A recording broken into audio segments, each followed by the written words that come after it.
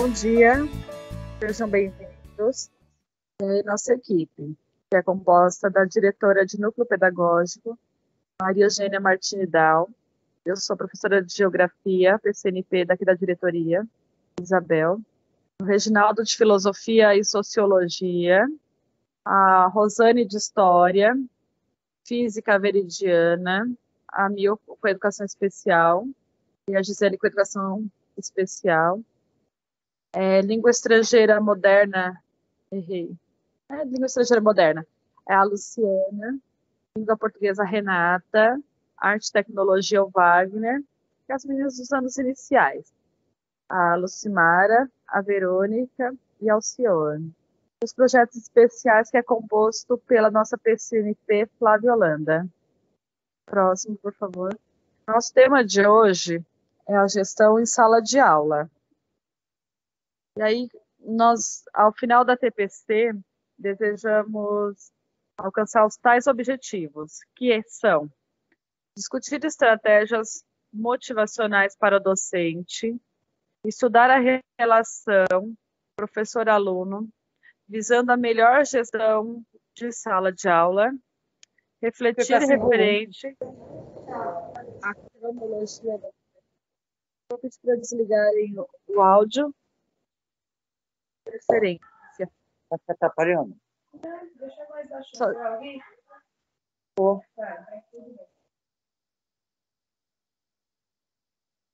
Refletir referente à cronologia das formações em ATPC, da Diretoria de Ensino. O que nós fizemos no ano de 2021? Estamos findando um ano letivo, muito próximo ao SAEB, muito próximo ao SARESP, com tanta demanda na escola, né, projetos e etc. Então, a gente tem entra aqui com uma reflexão. Tá? Próximo, por favor, Rosa. Atividade, refletir. Faça uma reflexão em seu caderno sobre uma ou mais pessoas que te inspiram. Qual é a profissão dessa pessoa? Por que ela te inspira? Aula. Peraí. Conseguiu, Elis? Obrigada. Dando aula e acompanhando o TPC. O que nós faremos nesse dia? Nós vamos conversar sobre o relacionamento professor-aluno, que é essencial para que o sucesso da aprendizagem aconteça. Vamos conversar sobre a organização de sala de aula e gestão do tempo. E vamos conversar sobre a trilha formativa no núcleo pedagógico. O que a diretoria de ensino fez no ano de 2021 para apoiar essas questões de aprendizagem e auxiliar o apoio a avaliações de aprendizagem em larga escala. Próximo, Rose.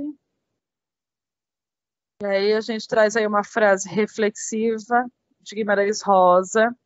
O mais importante e bonito do mundo é isto, que as pessoas não estão sempre iguais, ainda não foram terminadas, mas que elas vão sempre mudando, afinam ou desafinam.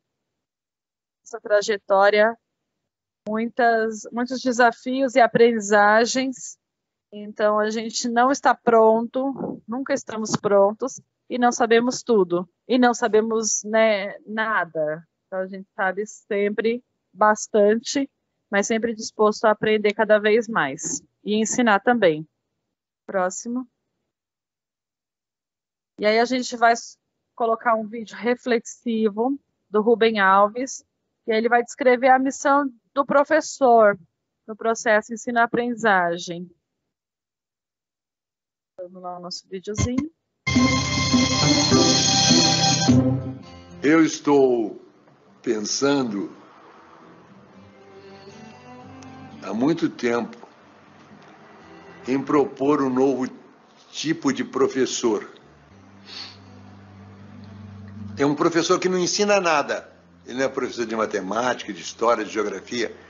É um professor de espantos. O objetivo da educação não é ensinar coisas, porque as coisas já estão na internet, estão por todos os lugares, estão nos livros. É ensinar a pensar, criar na criança essa curiosidade, essa curiosidade, que esse objetivo, para mim, esse é o objetivo da educação, criar alegria de pensar. Eu já tive uma experiência muito interessante com uma menininha de 7 anos. Eu estava com a cabeça quente e eu resolvi, então, para descansar a cabeça, fazer uma prateleira. Peguei minha serra circular, minha chave de fenda, as ferramentas. Levei ela para cima e comecei a me preparar. Nessa hora chegou a minha empregada com a filha dela. Só a empregada disse bom dia, eu cumprimentei e foi embora. A menina não foi embora, ela ficou parada lá. Ela estava intrigada com os objetos que estavam lá. Ela queria saber o que era aquilo. O que esse homem vai fazer com isso? Ficou parada lá. Aí eu peguei a trena, abri a trena. Ela disse, que é isso? Isso é uma trena. Para que serve a trena? Serve para medir. Como é que a trena mede? Vem cá que eu te mostro. Eu mostrei a trena, os centímetros. Eu disse para ela, presta atenção que de 10 em 10 risquinhos tem um risquinho vermelho. Você veja o que eu fiz? Eu ensinei o sistema decimal para ela. Ela percebeu que as coisas em pacotinhos de 10. Essa é a situação certa para o ensino. Quando o que o professor fala provoca a curiosidade da criança e a criança interage, a criança pergunta. Como é que incentiva a leitura? Não é mandando ninguém ler, porque a relação com a leitura é uma relação amorosa. Eu vou lá não é porque o professor mandou. Quando o professor manda, já estragou. Então você tem de criar o gosto pela leitura. E você cria o gosto pela leitura, não mandando ler, mas lendo. Uma hora muito boa para a leitura é quando as crianças e os adolescentes vão para a cama. Então a mãe se assenta ao lado e vai ler um livro. A missão do professor não é dar respostas prontas, as respostas estão nos livros, estão na internet. A missão do professor é provocar a inteligência, é provocar o espanto, provocar a curiosidade. Voltou muito bacana o vídeo do Rubem Alves, né? E aí eu vou passar a bola para minha amiga aqui, a Rosane, professora de História. Bom dia a todos. Todos conseguem me ouvir? Agora a gente vai estar fazendo uma reflexão sobre o texto A Aprendizagem de Ser Educador, que é do José Moran, né? Esse texto, ele está lá no livro A Educação que Desejamos, Novos Desafios e Como Chegar Lá, da página 74 a 81. E dentro desse texto, né, A Aprendizagem de Ser Educador, o José Moran, ele disserta, ele vai explanando as suas ideias, principalmente relacionadas ao que é ser professor. Quais as fases de vida que o professor passa, quais as dificuldades que ele enfrenta, né, que a gente sabe que são muitas, né? A gente sai da faculdade assim com muito idealista, né, com uma fantasia muito grande do que é trabalhar na educação, do que é ser professor. A gente acha que a gente vai chegar ali igual na salinha da novela do Carrossel, todo mundo sentadinho, lindo, bonitinho, todo mundo vai querer aprender aquilo que a gente quer, ou todo mundo quer aprender aquilo que a gente vai falar, todo mundo vai ouvir os nossos conselhos, nós vamos ser bem aceitos. E a gente sabe que na realidade não é bem assim que funciona, né? Então é um texto muito importante, que com certeza toca em todas as situações que todos nós professores já passamos, né? E aí, dentro desse texto, o José Moran, ele classifica fases da vida profissional do professor, né? Então, a primeira fase é a fase da iniciação, né? É aquele momento em que a gente acabou de sair da faculdade, que a gente, ou às vezes ainda nem saiu da faculdade, já está trabalhando dentro de sala de aula, né? E aí a gente chega dentro da escola, a gente literalmente cai de paraquedas dentro da sala, né? Você não tem a gente tem a base teórica, mas não tem a base prática.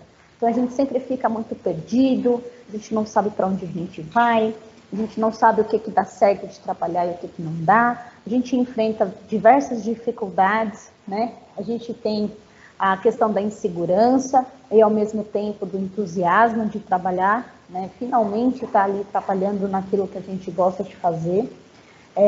Aquela insegurança de chegar dentro da sala de aula e o aluno perguntar algo para a gente não saber responder, e a gente acha que aquilo vai ser o fim do mundo para a gente, que se a gente não souber responder aquilo que o aluno pergunta, nós vamos ser ridicularizados dentro da sala, né? Porque mesmo dentro da faculdade, é trabalhado com a gente que o professor, ele é o detentor do saber, que ele tem que saber, ele tem que dar a resposta para o aluno, né? E isso hoje a gente vê se modificando com muita rapidez, né? Hoje, com protagonismo juvenil, com protagonismo discente, essa visão do professor ter essa retenção do saber e somente passar a informação para o estudante, ela já não é mais uma metodologia aceitável, já não é mais empregada, né? Essa metodologia está se modificando, essa pedagogia ela foi evoluindo, né? Então, dentro dessa fase da iniciação, é a etapa em que o professor ele vai aprendendo na prática aquilo que ele aprendeu a teoria, né? A segunda fase que o Moran ele apresenta para a gente nesse texto é a questão da consolidação, né? O educador consegue ter maior domínio de todo o processo, né? Inicialmente, nem todo o processo, né? Porque a gente vai aprendendo muito conforme vai passando o tempo. Mas dentro do sentido da iniciação até a consolidação, principalmente ali no segundo, terceiro ano já trabalhando em sala de aula, o professor ele se sente um pouco mais confortável de fazer um planejamento, ele já sabe montar as suas próprias aulas, ele se torna um pouco mais independente, ele vai começar a aplicar suas próprias metodologias, né? Ele já começa a identificar aquilo que pode funcionar e aquilo que não pode funcionar, né? Muitas vezes ele já conhece os alunos para quais ele está dando aula. Então, o trabalho ele começa a ficar um pouco mais fácil, né? Entre aspas, mas um pouquinho mais fácil. Já a próxima fase é a crise de identidade. Acho que todos nós já passamos por essa fase em algum momento da nossa vida profissional, né? Na crise de identidade, o professor ele tem aquela sensação de estar fora do seu lugar, aquela sensação de inadequação. Muitas vezes essa crise profissional ela vem acompanhada de uma crise afetiva, né? Quando o professor ele sente essa crise de identidade, a principal razão, né, uma das principais razões dessas crises de identidade é justamente a frustração em lidar, seja com a gestão da escola, seja em lidar com os próprios alunos, né, que essas gerações elas vão mudando, e com o trabalho do professor já está sendo difícil de conseguir aprender a trabalhar. E ainda nós temos essa modificação da geração que cada vez está vindo mais tecnológica, e a visão de professor individual, a própria visão, a visão que o professor tem de si mesmo é uma, e essa modificação, essa evolução que vem em uma constância muito veloz, muitas vezes o professor não consegue se adaptar. Então, essa crise de identidade, ela vem desse processo de adaptação, né? Porque o professor, ele planeja a sua aula daquele jeitinho que ele sempre planejou, ele chega na sala de aula, é o aluno que começa a brigar com o outro, o estudante não quer saber daquilo que está sendo falado, a atividade não atingiu nem 10% dos estudantes de dentro da sala de aula, e o professor começa a se frustrar, porque ele começa a se perguntar, até semana passada estava dando certo, por que agora já não está dando mais certo? O que está acontecendo? E aí vem aqueles questionamentos, porque essa frustração ela vai crescendo, né? Esse período de adaptação geralmente costuma ser um pouco longo, E aí o professor ele começa a se perguntar o que eu estou fazendo aqui, por que eu levanto todos os dias para vir trabalhar num lugar onde eu não consigo trabalhar, por que eu venho trabalhar num lugar onde ninguém quer aprender, os alunos não querem nada com nada, para que eu investi dinheiro na minha educação para trabalhar numa profissão dessa que não me valoriza, que eu não consigo atingir meus objetivos. Então, essa crise de identidade, ela pode acarretar diversas consequências diferentes, né? A principal consequência da crise de identidade, né, ela vai acarretar certas mudanças, né? O professor que passa por essa crise de identidade, se você ainda não passou, pode esperar que você vai passar, porque é bem regra, assim, a gente passar por essas fases realmente. Então, dentro da fase da mudança, tem 3 caminhos. O primeiro caminho é aquele professor que ainda tenta fazer alguma mudança, ele percebe que aquela frustração ela não vai fazer bem para ele, mas no final ele acaba jogando a toalha e ele não muda em aspecto nenhum. Ele se acalma, ele se acomoda e ele não faz mudanças, não traz mudanças significativas para a sua vida. Ele vai se tornando previsível, ele vai se tornando repetitivo, né? O segundo caminho é que, dentro dessa insatisfação com a sua própria profissão, muitos profissionais realmente desistem de serem professores. Eles vão procurar uma nova atividade profissional, eles vão procurar uma nova formação e acaba deixando a sala de aula como um complemento de renda, né? Aquele famoso bico, né? E por último, né, o terceiro caminho que pode acontecer é justamente do professor ele perceber que ele precisa evoluir, ele precisa mudar, né? Ele tenta mudar, porque ele percebe que ao trazer essa mudança para a sua vida, muito provavelmente as coisas vão melhorar, o trabalho vai se tornar mais fácil, né? Começa a fazer uma análise de dentro da sua metodologia pedagógica, ele se faz uma análise e pensa, por que eu não estou conseguindo atingir meus objetivos? O que eu preciso fazer para atingir aquele estudante? Que forma que eu posso trabalhar com aquela sala de aula específica? Porque a gente sabe que, por mais que eles tenham a mesma idade, por mais que eles tenham quase sempre as mesmas experiências, cada sala tem a sua peculiaridade, a sua especificidade. Então, o professor ele precisa avaliar quais as características sociais dentro daquela sala para conseguir trabalhar uma atividade e atingir os seus objetivos propostos, os seus objetivos pedagógicos propostos, né? Então, o terceiro caminho dentro desse segmento da mudança seria justamente de encontrar novos caminhos, né?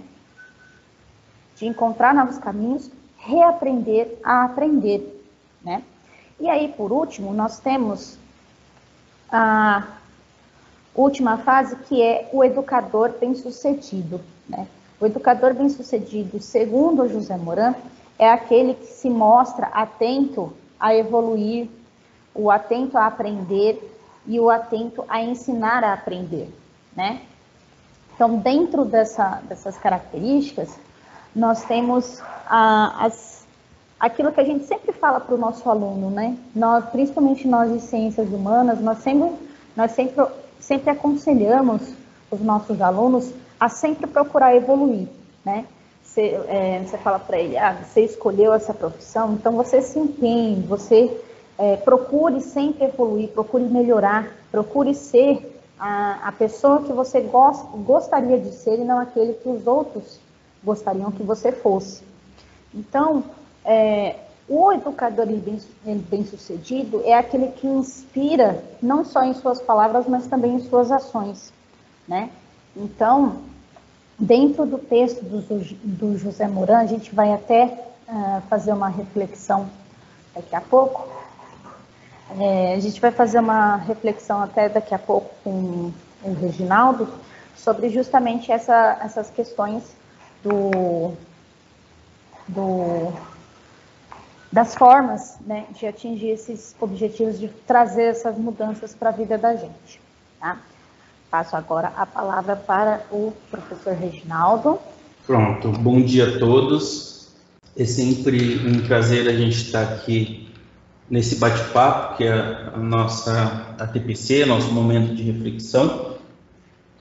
A gente sabe que, apesar de, obviamente, a gente ter esse objetivo formativo, né, é um momento, além de ser formativo, é um momento bastante agradável de conversa, de troca de experiência, e hoje é mais um momento desse, momento rico, né?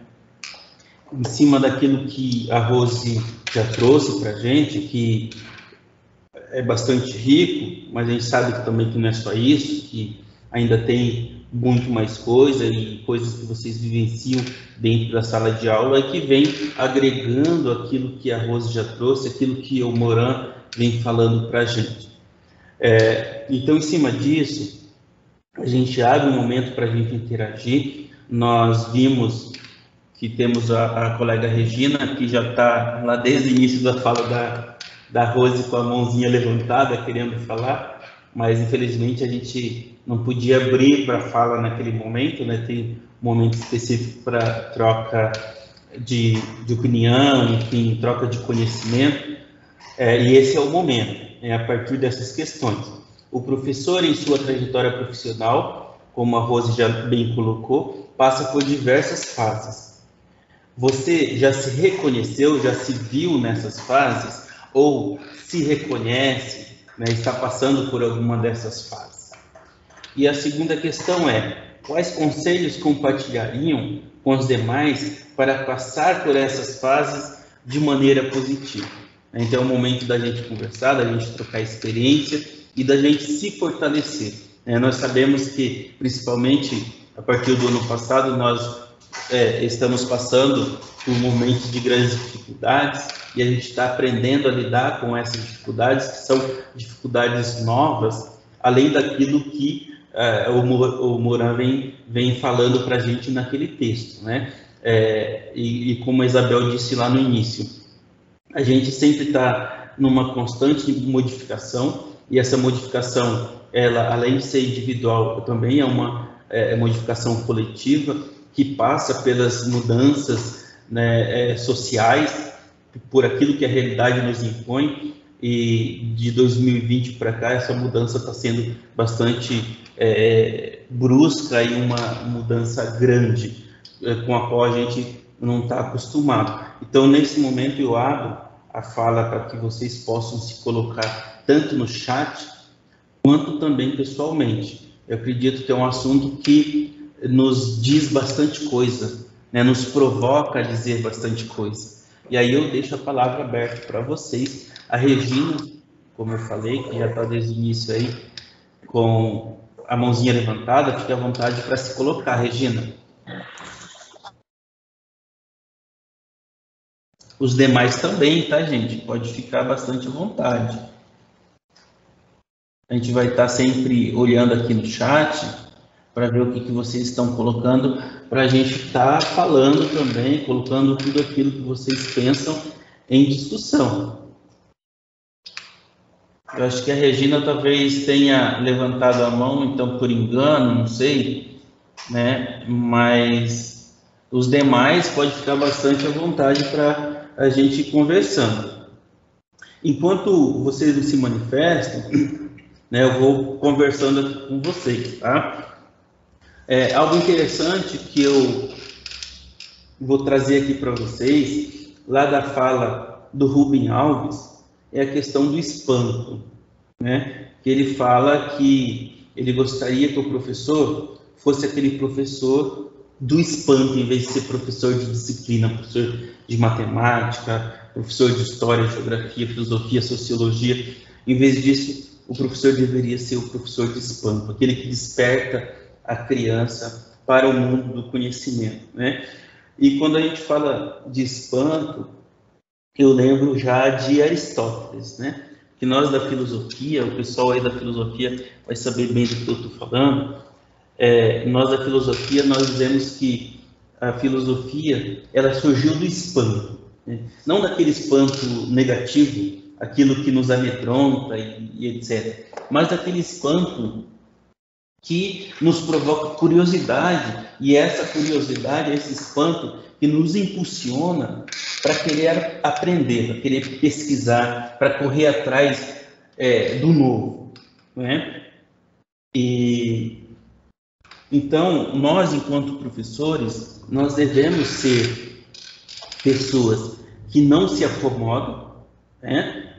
E que busca sempre aprender mais, né? Não só do nosso conteúdo específico, conteúdo das nossas disciplinas, mas também do ato de ensinar, né?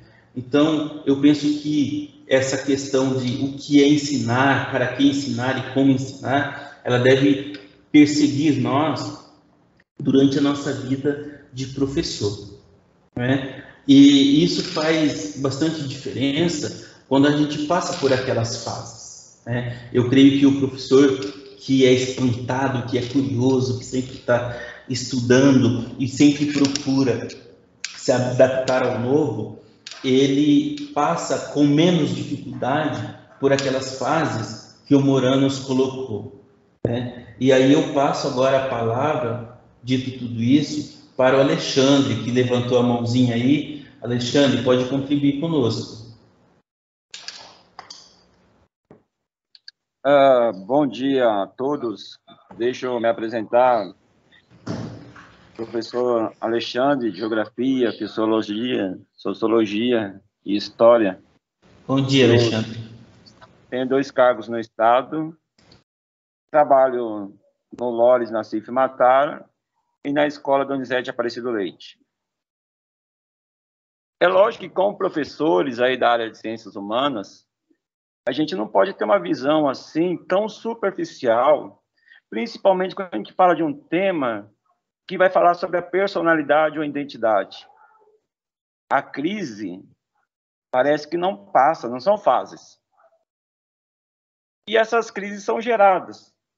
Não é pelo fazer pedagógico do professor, né? Então, a gente tem que tomar muito cuidado, porque na fala anterior aí, que eu não recordo o nome da educadora,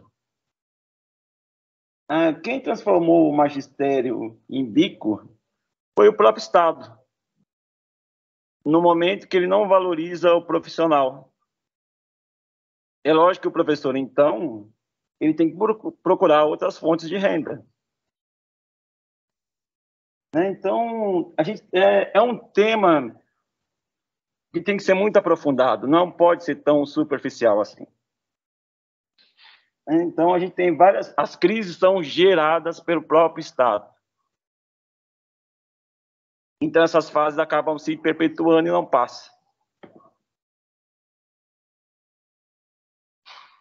Ok? Obrigado aí.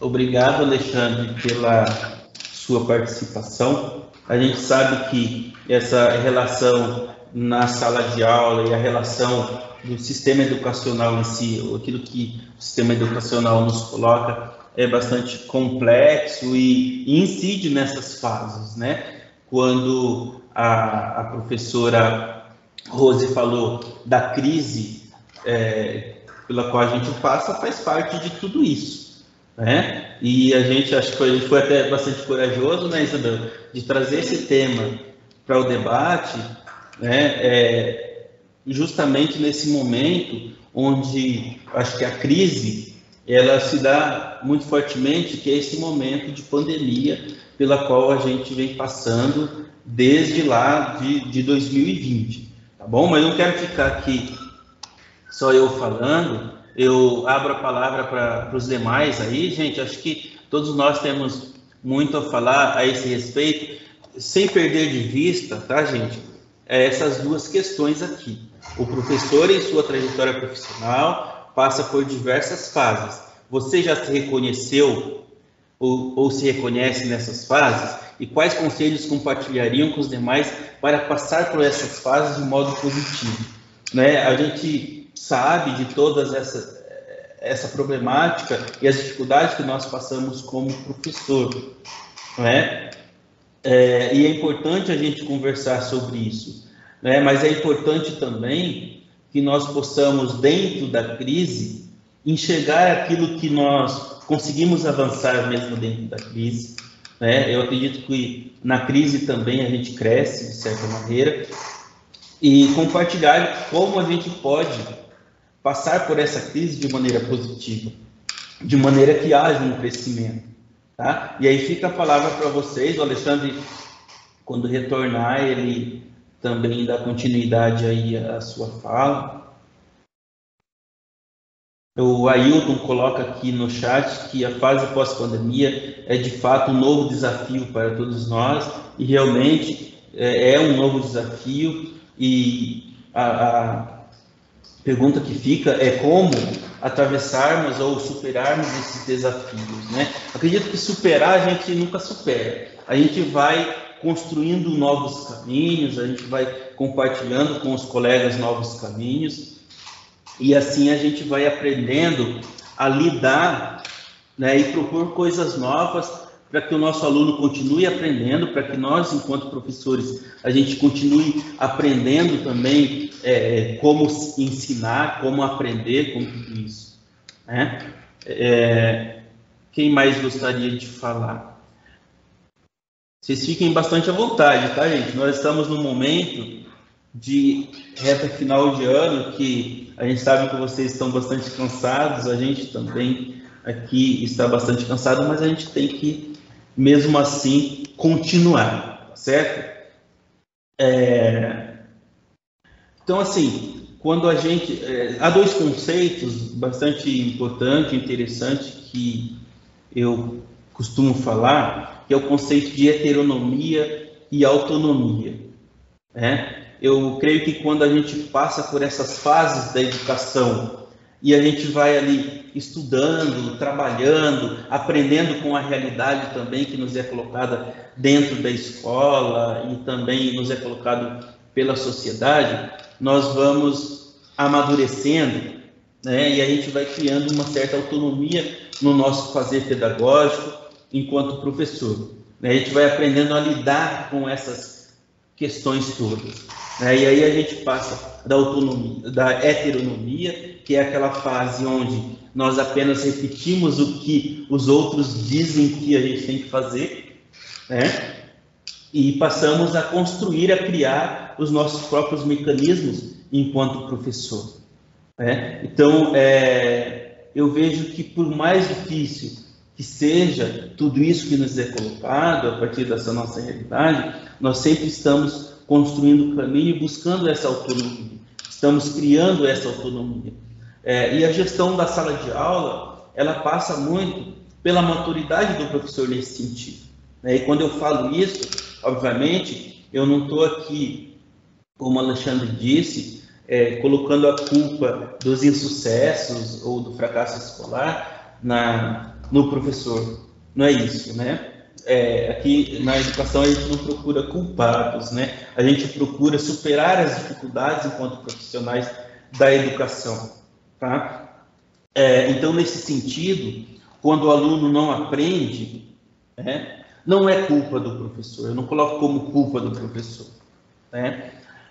Quando o aluno não aprende, eu acredito que todos nós, profissionais de dentro da escola, a sociedade também, né, a família e o aluno, nós devemos aprender, né, coisas para fazer com que o aluno continue aprendendo.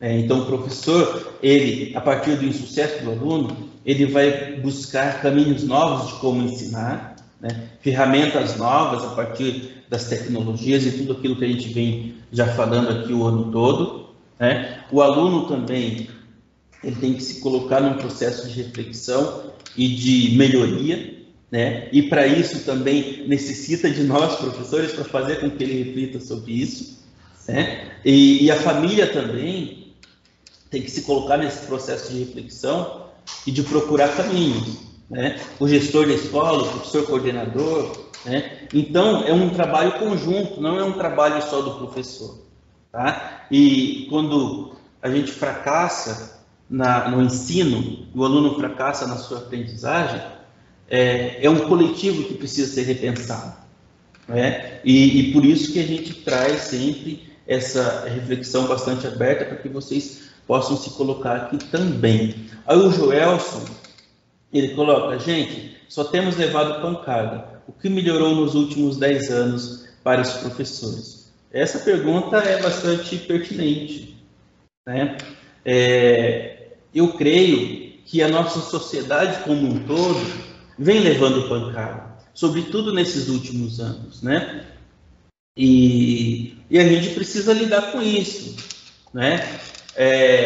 E aí a gente precisa se apoiar enquanto colegas dentro da escola, enquanto colegas também, né, fazer esse intercâmbio com os colegas que estão em outras escolas, para que a gente consiga vislumbrar, apesar de tudo isso, vislumbrar algum caminho para a gente não cair na depressão, não pensar que não há saída, né, e a gente continuar fazendo sempre bem feito o nosso trabalho, como nós já vemos fazendo em todo o nosso percurso enquanto profissional, né? Mas é uma pergunta, o Joelson, que bate na gente lá no fundo, e a gente não tem uma receita pronta, né? Eu não vou aqui dar uma resposta pronta, porque assim como você, eu também, enquanto professor, eu vivo essas crises, né? E essa sua pergunta também bate em mim. Não bate só em você que está lá na escola, né? Eu estou aqui nesse momento na diretoria de ensino como PCNP, mas na minha essência eu sou professor, né? Eu fiquei como PCNP por vários anos aqui na diretoria de ensino, voltei para a sala de aula, fiquei vários anos na sala de aula novamente, retornei para a diretoria de ensino esse ano, e ano que vem, ou no outro ano, ou no próximo, eu posso estar aí também na sala de aula novamente, né? Então essa pergunta pega todos nós, a gente tem que refletir em conjunto aqui, tá, Joelson? Né? Provavelmente eu não respondi aqui a sua pergunta e não vou responder porque eu não tenho essa resposta. O que melhorou nos últimos 10 anos para os professores? A gente sabe que a realidade escolar ela trouxe bastante melhorias em termos de tecnologia e etc, e em situação didática para o professor, mas que também há muita coisa a ser melhorada. E essas coisas a serem melhoradas, nós devemos pensar, nós devemos discutir com os colegas, nós devemos discutir com a gestão da escola, né? Discutir com a diretoria de ensino, né? E eu acredito que esse é o caminho para a gente continuar melhorando, tá certo? Agora, obviamente, a gente não pode pensar também, Joelson, que tudo nesses últimos 10 anos só foram coisas ruins, né? Porque quando a gente vai na escola, que a gente olha para as condições didáticas dentro da escola, nós enxergamos hoje em dia televisão dentro da escola, em quase todas as salas de aula, nós enxergamos data shows, nós enxergamos computadores, notebooks, né? Então essas coisas nós enxergamos também em termos de relacionamento da gestão com o professor, melhorias. Agora, temos que melhorar sim, obviamente, né? Mas também nós conseguimos enxergar coisas positivas que lá atrás nós não tínhamos, né? Então, quando eu olho para essa pergunta, o que melhorou nos últimos 10 anos para os professores, nós enxergamos algumas coisas, mas nós enxergamos também coisas a serem melhoradas. E essas coisas a gente vai só em conjunto, sendo críticos, como o Jorge está sendo aqui, né? Mas sendo crítico também no sentido de olhar para todos os lados, né? Então assim é que a gente vai construindo melhorias. E aí eu abro novamente espaço para vocês. Nós temos ainda tempo, Isabel, para irmos conversando aqui. Então assim, quando a gente fala de gestão de sala de aula, a gente está falando de todas essas questões, né? Mas principalmente a gente está falando também dessa questão de reflexão sobre a nossa realidade, uma reflexão radical, né? Uma reflexão racional, uma reflexão também que nos aponta caminhos, tá bom? Para a gente não ficar assim, achando que tudo tá ruim, né? A gente sabe que tem coisas que precisam melhorar, né? Mas a gente tem que ser capaz também de enxergar aquilo que nós conseguimos já avançar. Aí eu peço para a Rose que passe para o próximo slide. Não sei se o Alexandre já conseguiu retornar, mas se ele retornar, pode levantar a palavra e a gente vai conversando aqui. Agora, nós estamos trazendo um slide que tem como título aí, que vocês conseguem enxergar, como trilha formativa do núcleo pedagógico. Nessa trilha formativa do núcleo pedagógico, nós fizemos uma linha histórica daquilo que nós trabalhamos com vocês nos nossos ATPCs em termos de formação. A Isabel está falando alguma coisa aqui que eu não consegui ouvir direito por conta do... Isso, ela está me chamando a atenção que essa trilha, na verdade, foram todos os trabalhos que nós desenvolvemos aqui no núcleo pedagógico com relação à escola, né? Então, tem coisas que nós fizemos com vocês nas ATPCs, tem coisas que nós trouxemos para o professor coordenador, tem coisas que trouxemos para o diretor da escola, e tudo isso, todas essas coisas vêm pavimentando o nosso caminho desde o início do ano, dentro de todas essas dificuldades que nós estamos conversando aqui, em prol de uma aprendizagem significativa para o aluno, né?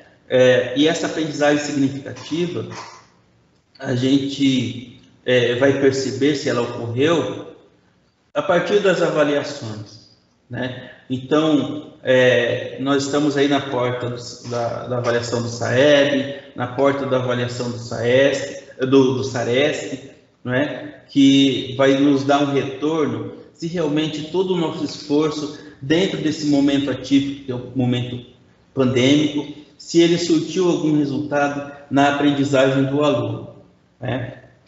Então, aqui já está aparecendo para a gente essa trilha formativa do núcleo pedagógico. E aí eu peço, tá meio manivela por conta das nossas ferramentas tecnológicas, mas é isso mesmo. Então, nós temos aqui vários vídeos, como vocês conseguem visualizar aí, e a Rose está tentando soltar para a gente poder ir conversando aqui, né? E aí está travado. Então, quando a gente olha para o nosso ATPC, por exemplo, né, nós discutimos muitas coisas, né? Nós falamos de planejamento, nós falamos de plano de aula, nós falamos de avaliação, né? Nós falamos de SARESC, de IDESC, nós falamos de habilidades essenciais, nós falamos dos materiais fornecidos pelo Estado com o qual a gente trabalha na sala de aula, né? E todas essas reflexões trouxeram para a gente um caminhar e um olhar para a aprendizagem do aluno e para aquilo que a gente pôde fazer de melhor dentro da escola, pensando nesse momento pandêmico, né? E, com certeza, todas essas nossas reflexões, somando as reflexões que vocês fazem lá na escola, no espaço formativo de vocês, deram resultado e a gente conseguiu lidar de maneira positiva, de trazer um aprendizado para o aluno, mesmo diante das dificuldades que a realidade nos impõe, né? Nós falamos também, por exemplo, de ensino híbrido, né? Nós falamos de ensino remoto, nós falamos de ensino presencial. Então, foram várias coisas que viemos falando ao longo desse tempo todo. Aqui, nessa linha do tempo, né, eu estou tentando observar a tela, que para mim aparece um pouco pequena aqui, mas mesmo assim, em cima disso, eu vou conversando com vocês, né? Então, aqui nessa linha do tempo, eu estou vendo aqui momentos que nós discutimos sobre educação antirracista, momentos que nós discutimos a atuação do Grêmio na escola, né? Momentos que nós discutimos com o professor coordenador, por exemplo, o que é o acompanhamento de aula, quando o professor coordenador entra na sala de aula para dar o suporte, o apoio que o professor necessita para que esse professor ele realmente consiga refletir sobre a realidade de sala de aula. Bom, enfim, eu não consigo visualizar, Rose e Isabel, eu não consigo visualizar bem aqui o nosso PPT, mas aí eu peço para que, se vocês conseguem visualizar melhor na máquina de vocês, que vocês possam também contribuir e ir falando os temas que aparecem aqui para a gente na trilha, tá? Vou colocar o link do podcast no chat. Certo. Uhum. A Isabel está me dizendo que ela vai colocar o link também desse podcast no chat, para que depois vocês possam ter acesso a isso e vocês possam estar assistindo também. É isso, né, Isabel? Isso. Não estou falando bobagem aqui não, né, Rose? A Rose está dizendo que o nome certo é PED-LED, não é podcast, né? Então, isso que vocês estão visualizando na tela se chama PED-LED e não podcast, como eu falei aqui para vocês. Tá? Então, a Isabel já colocou aí no chat, vocês podem ter acesso aí e assistir, porque realmente aqui no nosso computador a gente está rodando, mas a gente não consegue visualizar. E aqui está todos os trabalhos que o Núcleo Pedagógico desenvolveu e que, obviamente, a gente espera que tenha esses trabalhos tenham ido ao encontro de tudo aquilo que vocês têm desenvolvido aí na escola, tá bom? E dentro de tudo isso que a gente trabalhou com vocês, obviamente que está também todas as contribuições de vocês, quando nós pedimos, por exemplo, que vocês participassem nos nossos momentos de formação aqui na TPC, que vocês encaminhassem para a gente as boas práticas de vocês, e durante esse ano foram inúmeras boas práticas que vocês encaminharam para a gente, foram inúmeras participações nas ATPCs, né? E tudo isso contribuiu lá para o fazer de vocês dentro da sala de aula, né? Quando um colega compartilhou aqui uma boa prática, outro colega se espelhou, né? Também levou essas boas práticas para dentro da escola de vocês. Então, eu acredito que tudo isso contribuiu muito aí para o fazer de vocês dentro da escola, tá bom? Rose, eu peço que você passe para o próximo slide. Eu acredito que aqui a gente já deu conta desse PED-LED, dessa linha de formação. Tá, a Rose está ali colocando um novo slide para a gente dar continuidade, e vocês fiquem bastante à vontade para vocês falarem, tá, gente? Eu vou falando aqui, mas o microfone é sempre de vocês. Agora eu trago para vocês algumas ações que ainda vão acontecer, tá? Algumas dessas ações muitos de vocês não vão poder participar, né? Mas a escola e vocês vão participar, né? Agora, no dia 19/11, nós temos um encontro de educação antirracista, tá? Esse encontro tem o nome de Abayomi. E o que significa Abayomi? Abayomi significa encontro precioso, né? Essa Abayomi são bonecas que eram feitas pelas mães escravizadas quando elas eram trazidas da África para o Brasil. Então, no navio, para entreter as crianças, os seus filhos, elas rasgavam suas roupas e construíam essas bonecas, fazendo nós nesses panos, para que as crianças pudessem brincar, e recebeu o nome de Abayomi, essas bonecas, e que, traduzindo aqui para a nossa língua, significa encontro precioso. Então, no dia 19, nós vamos ter um encontro precioso com as escolas, onde as escolas vão estar mostrando os trabalhos que estão sendo desenvolvidos dentro dessa temática do racismo, né? E vocês aí de humanas, obviamente, vocês contribuem demais para essa discussão, né? Porque é uma discussão, ainda que às vezes a gente pensa que é uma discussão que é mais tranquila dentro da escola, porque os nossos colegas educadores, eles compreendem a complexidade da nossa realidade social, né, e compreendem a importância da discussão dessa temática do racismo dentro da escola, mas quando a gente vai mexer mais lá no fundo, a gente percebe que também não é uma discussão muito tranquila dentro dos nossos pares, né? E a gente, que é da área de humanas, normalmente a gente encabeça essa discussão, né? E é importante a gente entender que isso realmente é uma demanda nossa de humanas, sempre está encabeçando isso, né? Tá? Então é importante que nós estejamos à frente, implementando projetos, discutindo essa temática dentro da sala de aula, né? Discutindo essa temática também com os nossos pares dentro da escola, né?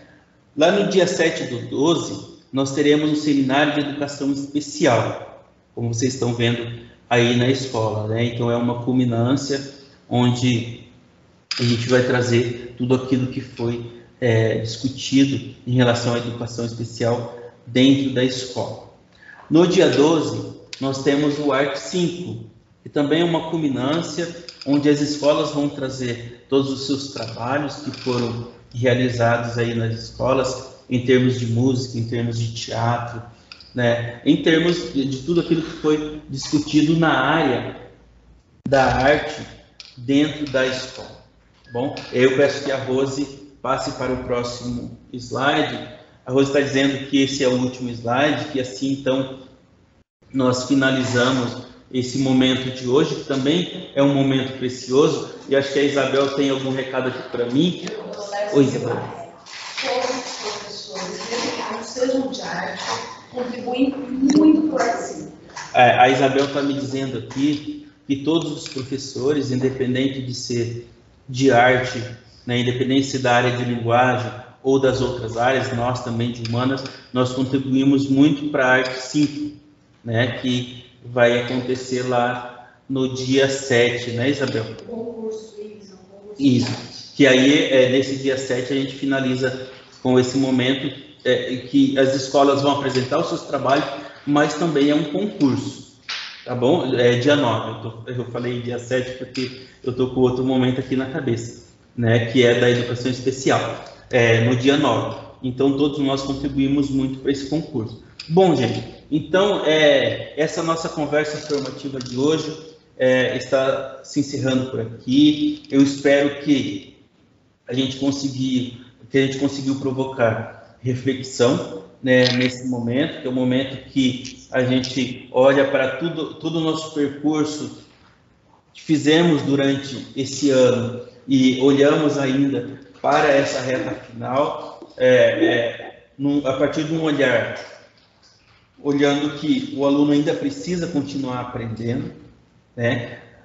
Mesmo dentro de todas essas dificuldades que nós passamos desde o ano passado e ainda continuamos passando nesse ano. A Isabel está colocando também aí no chat para vocês a avaliação desse nosso encontro de hoje, tá? E agradeço muito vocês estarem aqui nos ouvindo e também estarem participando. Bom, boa tarde para todo mundo. Quem está terminando esse horário da manhã aqui o seu expediente, bom descanso, e aqueles que vão continuar ainda na parte da tarde, na parte da noite, um bom dia de trabalho para vocês. Tudo de bom.